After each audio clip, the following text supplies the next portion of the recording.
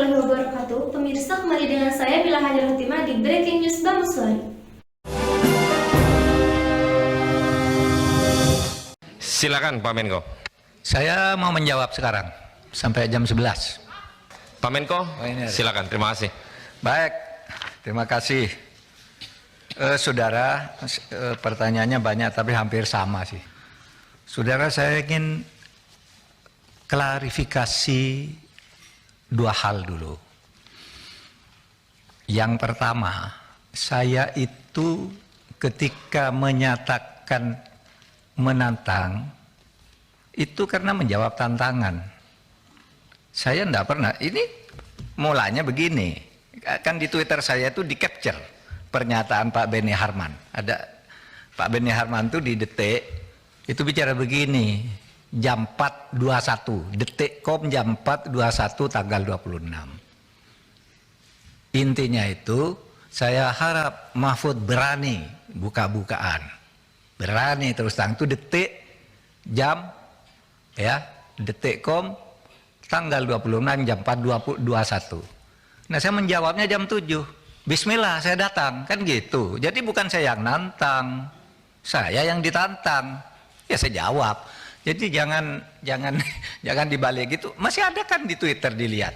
Saya tuh kan mengcapture Pak Beni, bukan saya yang mulai. Saya enggak, saya diem aja. Tapi ditantang gitu kan, ya datang. Harap datang juga Pak Arteria, Pak Arsul, karena ini kan yang terus terang pada waktu bicara keras saya katakan mengancam, kan ada di video. Saya ingatkan Ketua PPATK ini berlaku bagi Menteri, bagi Menko. Ancaman hukumannya 4 tahun.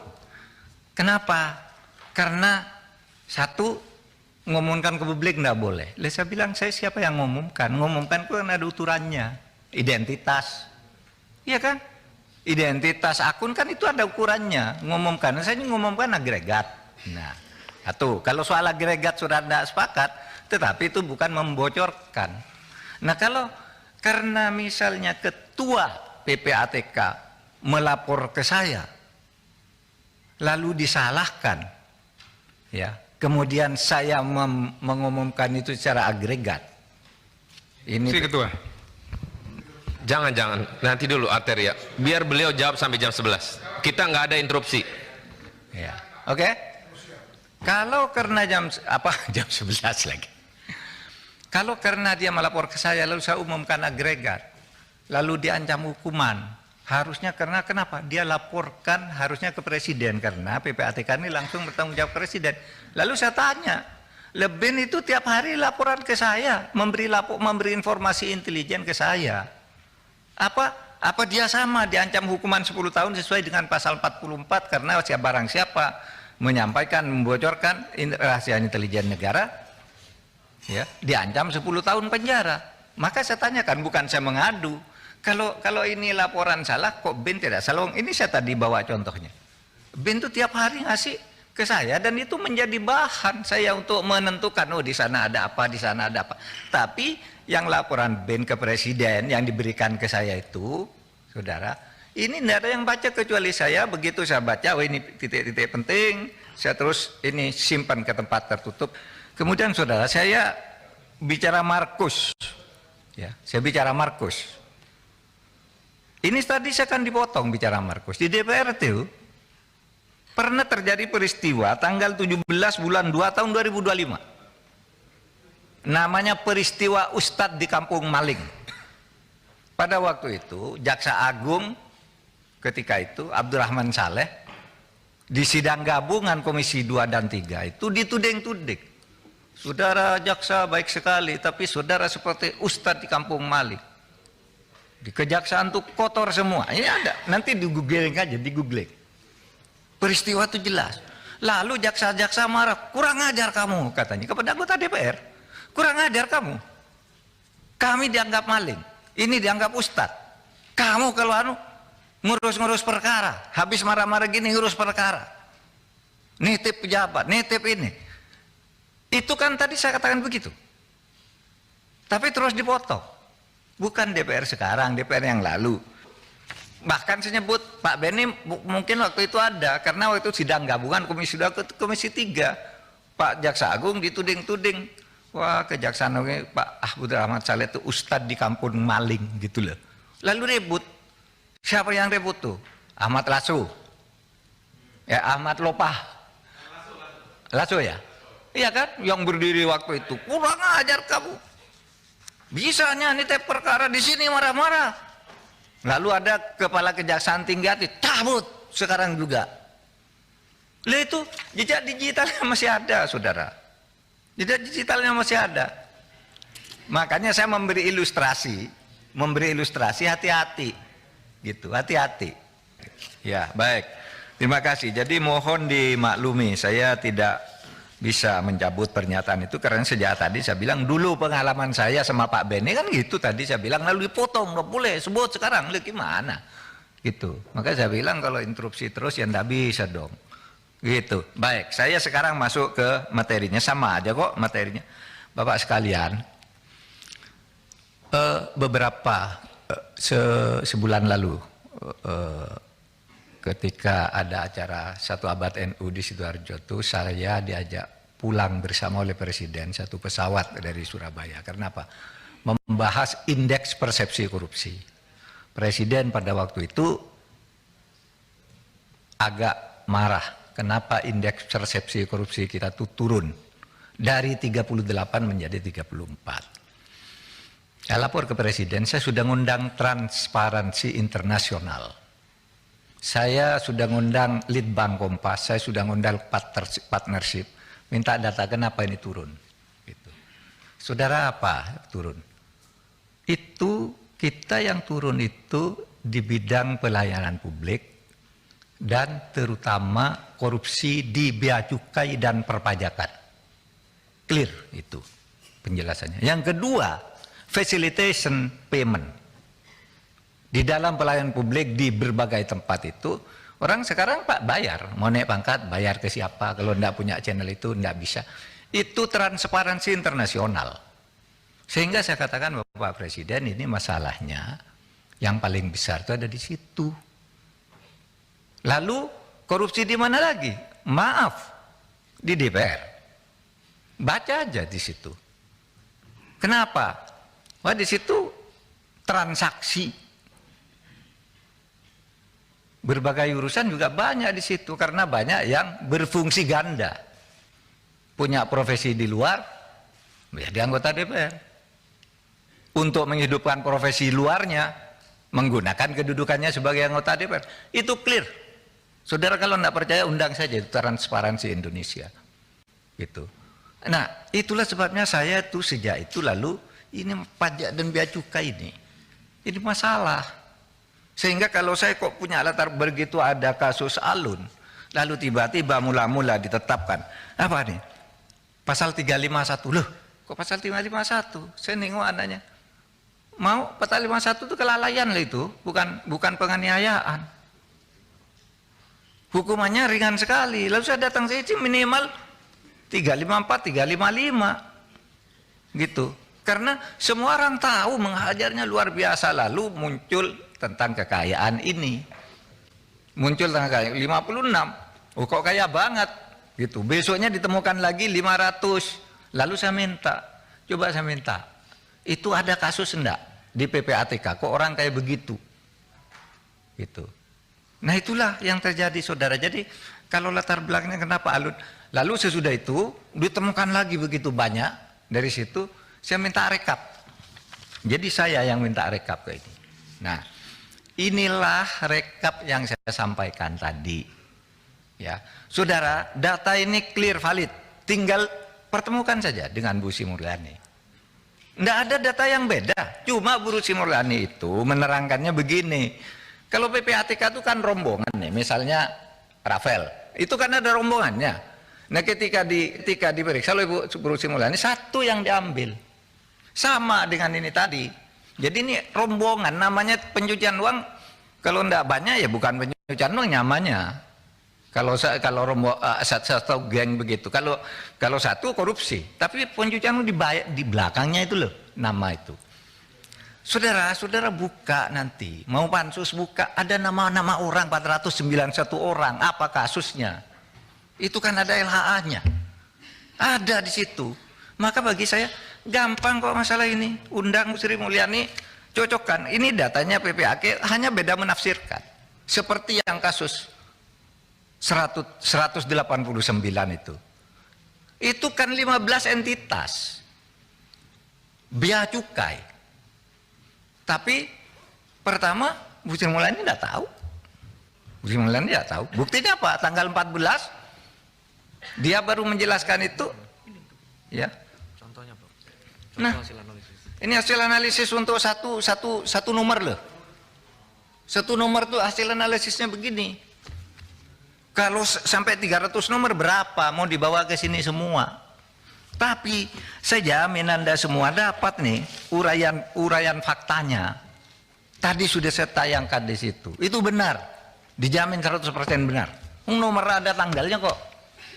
Cuma kenapa? Yang saya katakan tadi, kalau kita semua dinengakuan pencucian uang, sampai kayak apel begitu, lalu diambil satu oleh Bu Sri Mulyani. Oh ini pajak. Lalu karena lo kok perusahaanmu banyak sekali, lalu pajaknya yang dihitung, bukan pencucian uangnya. Bukan pencucian uangnya. Kan gampang nih mempertemukan dengan Bu Sri Mulyani kayak gitu, gampang banget. Nggak ada data yang berbeda kok. Siapa datang? Kok datanya berbeda? Udah ada yang berbeda. Menafsirkannya yang beda. Menafsirkannya yang beda. Nanti lihat aja di sana. Penafsiran pada satu rangkaian ini. Oleh sebab itu saya tadi lihat Pak Tobas di TV, itu betul, sudah clear bagi dia. Ini kan sudah ada 3 kelompok dan setiap kelompok itu ada ininya. Nggak ada yang beda. Kenapa kok seperti serem sekali terjadi permusuhan? Nggak ada permusuhan antara Menko Polhukam dengan itu, enggak. Saya bantu Bu Sri Mulyani. Ya, saudara tinggal aja. Sudah tinggal cari aja. Ini di data yang saya sampaikan nih. Ini ada semua kok ini nih. Saya akan kasih nanti. Pak Menko, sebentar. Belum Pak dikasih. Arteria, Menko. kalau mau kasih Pak Arteria. Jadi Pak Menko mengatakan datanya Bu Sri Mulyani tidak benar. Itu Wah, saya jelaskan sekarang. ya sebentar Pak, saya mau nanya ya. Kemudian data primernya sama. Ya.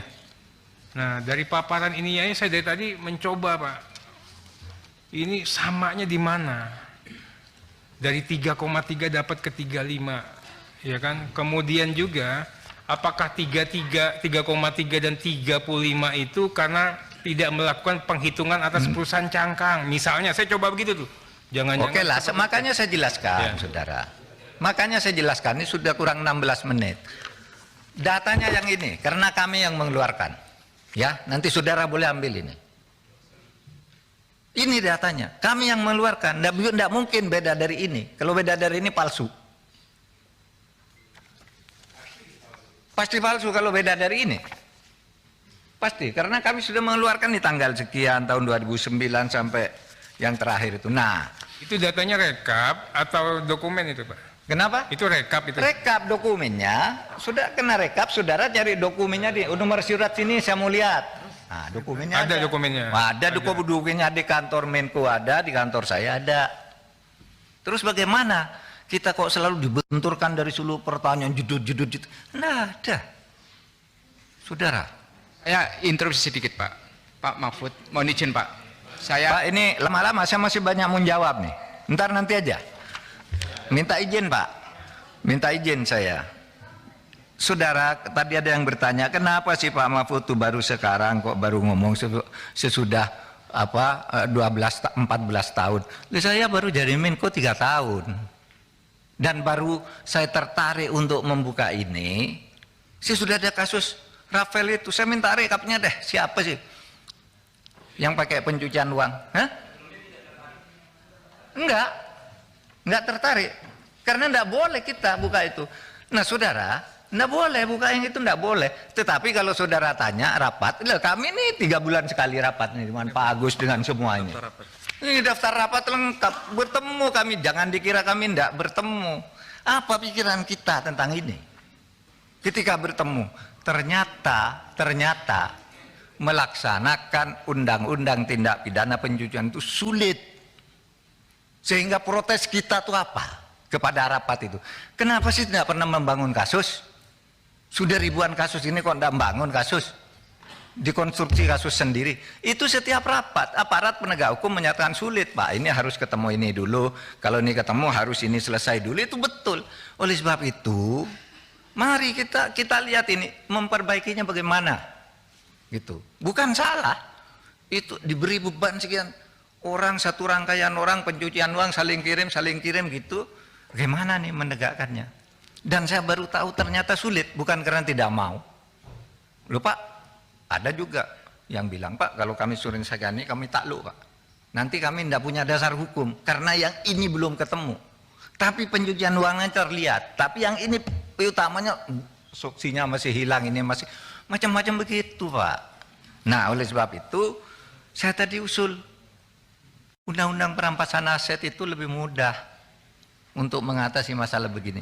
Bapak jangan bilang kita tidak ada kerjaan nih. Kami selama saya di situ berhasil mengumpulkan uang menyelamatkan daftar rekapitulasi sukses story penanganan kasus 1.492 triliun. Ada daftarnya nih. Mulai dari ACT, Asabri, BEC, Indosurya, Jiwasraya, judi online, Lukas NB, LH dan seterusnya. Jangan dibilang tidak ada hasilnya. 1.490 sampai 1.500 triliun. Itu untuk semua kasus TPPU. Kenapa? Untuk semua kasus TPPU atau khusus TPPU. khusus di Menkeu? Iya. Khusus di TPPU. Kemenkeu. Mesti kalau PPATK yang ngomong tidak bukan lain pasti TPPU. Bukan pertanyaan PPATK itu saya. kalau mengeluarkan surat kalau bukan TPPU itu tidak ada kerjaan namanya. Itu maksudnya Pak Mahfud, itu maksudnya TPPU di Maksudnya- Kemenku atau di tempat lain juga? Nah, ini di tempat lain. Oh, oke. Ada juga Kemenkonya nih pajak. Apa saja itu, Pak? Pajak SSU 14 triliun. Ada juga banyak ya. Pajak EH dan sebagainya. Banyak narkoba. Ini Pak.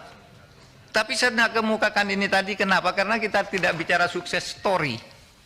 Bicara temuan. Karena ada kasus. Itu. Nah, baik.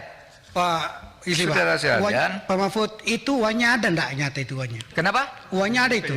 Lah ini putusan pengadilan, Pak. Iya. Kalau Bapak tanya, apakah uang sejak tahun 2009 sampai 2013 ada semua?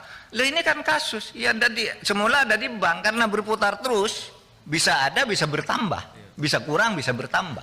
Oleh sebab itu harus diusut. Gitu loh. Kok tadi berputar-putar pertanyaannya gitu aja? Padahal sederhana loh. Cuma satu rangkaian anggur diambil satu lalu ini pajak katanya. Padahal ini yang banyak ini bea cukai. Nah, datanya Bu Sri Mulyani salah iya. Nih, datanya nih. Surat yang asli semula itu dikirimkan by hand yang ditandatangani orang pajak. Yang menyerahkan. Ini di sini kasus mengenai tadi yang 108 triliun. Nanti saya tinggal ini. Ini tidak bisa diserahkan dengan surat karena sangat sensitif. Oleh sebab itu diserahkan by hand. Bertanggal 13 November 2017. Ini yang nyerahkan. Ketuanya Pak Badarudin, Pak Dian Ediana, kemudian Heru Pambudi yang dari Bea Cukai, Dirjen Bea Cukai, lalu Sumiati Irjennya, kemudian Rahman Dirsa dari Itjen, Wigianto Bea Cukai. Ini ada tanda tangannya semua nih. Bahwa 2013 kasus ini masuk, tapi 2020, ntar Pak, 2020 belum selesai, kita kirimi surat baru. Nah, ketika surat baru ditanya, kita ketemu sama Kementerian Keuangan, ini yang saya ralat sedikit, di situ bilang ada Bu Sri Mulyani lalu Irjen bilang surat itu tidak ada. Bukan Sri Mulyani, yang wakil ini saya ralat. Waktu itu ada Wamenku, Irjen dan ini itu bilang surat tidak ada. Lalu ditunjukkan, lah ini apa? Lah itulah yang dijelaskan oleh Bu Sri Mulyani. Itu yang dijelaskan. Yang sebenarnya bea cukai diambil satu pajaknya, yang lain dikeluarkan. sama dengan pegawai Kementerian Keuangan, dia nulis 33,3 padahal kami nulisnya 3,5. Lalu diambil dipisah nih rangkaiannya. Oh, yang ini yang pegawai keuangan aja. Padahal ini satu rangkaian main pencucian uang nih. Satu rangkaian dipisah karena ini orang luar katanya. Pak Menko, tadi Pak Menko bilang surat itu boleh ditinggal ya. Boleh? Nah, nanti boleh kasih kami Pak ya. Boleh. Oke. Yang anu toh penyerahan Surat. by hand, iya. Iya. Ini berita acara bukan hanya surat, ditandatangani semua nih. Siap. Bahwa kasus penyelundupan emas itu yang Oke. yang pelanggaran bea cukai itu ini 2017 ditutup.